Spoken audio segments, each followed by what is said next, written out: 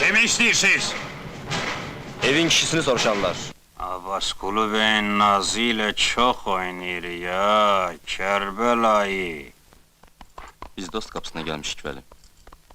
Düşman bilseydik ayrıca gelerdik.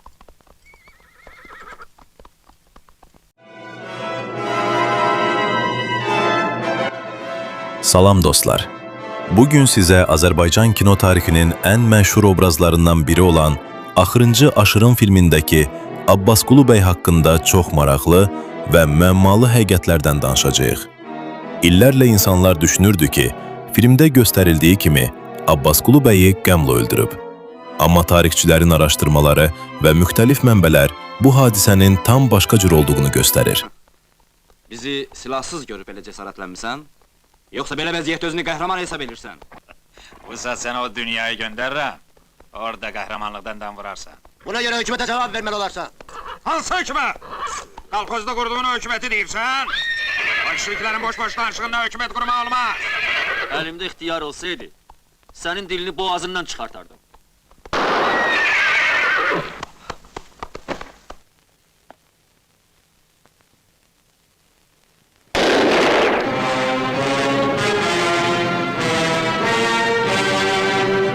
Əsl adı Abbasqulu Bey Şadlinski olan bu şəxs 20-ci əsrin əvvəllərində Vedibasar bölgəsində yaşayan Azərbaycanlıların müdafiəsində mühüm rol oynayıb.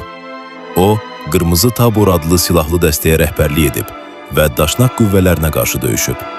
1971-ci ildə çəkilən Axırıncı Aşırım filmində isə hadisələr bir qədər dəyişdirilərək təqdim olunub. Filmə görə Abbasqulu Beyi qəmlə öldürür. Bu səhnə o qədər təsirli alınmışdı ki, illərlə insanlar bunu həqiqət hesab edib. Amma bəzi araşdırmalarda bildirilir ki, Abbasqulu Bey əslində pusqu nəticəsində öldürülüb və onun ölümündə erməni daşnaq dəstələrinin rolu olub. Hətta bir çox tarixçilər Sovet dövründə millətlər arası qarşıdurmanı açıq göstərməmək üçün hadisələrin dəyişdirildiyini deyirlər.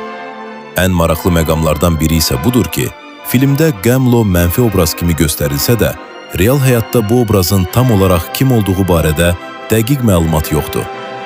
Cevapxanası, topxanası var. Hani senin paytaxtın? Hani topxanan? Tələsmə, görəcəksən. Bir kez seni o günü görmek kısmet olmayacak. Elə sizin də ömrünüzə şahid olmayıb.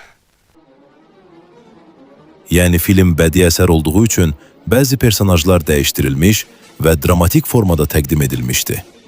Abbasqulu Bey Şadlinski sadəcə döyüşçü değildi. O, bölgədə yaşayan insanları qorumağa çalışan nüfuzlu bir şəxs idi. Onun adı sonradan xalq arasında qəhrəman kimi yadda qaldı. Hətta bugün belə bir çox insanlar onu Azərbaycanın unudulmayan tarixi simalarından biri hesab edir. Hala, evinde adam gizlersen?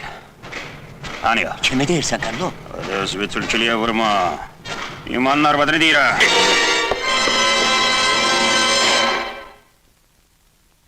Gücü arvadlara göstərirsən.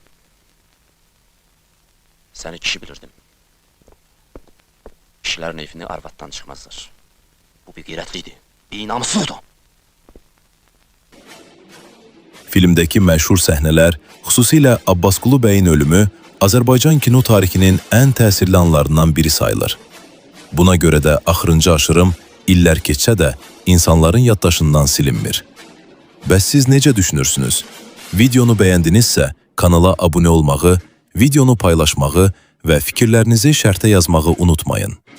Bizim məqsədimiz Azərbaycan tarixini və kino irsimizi yeni nəsillərə tanıtmaqdır. Əllərinizi qaldırın!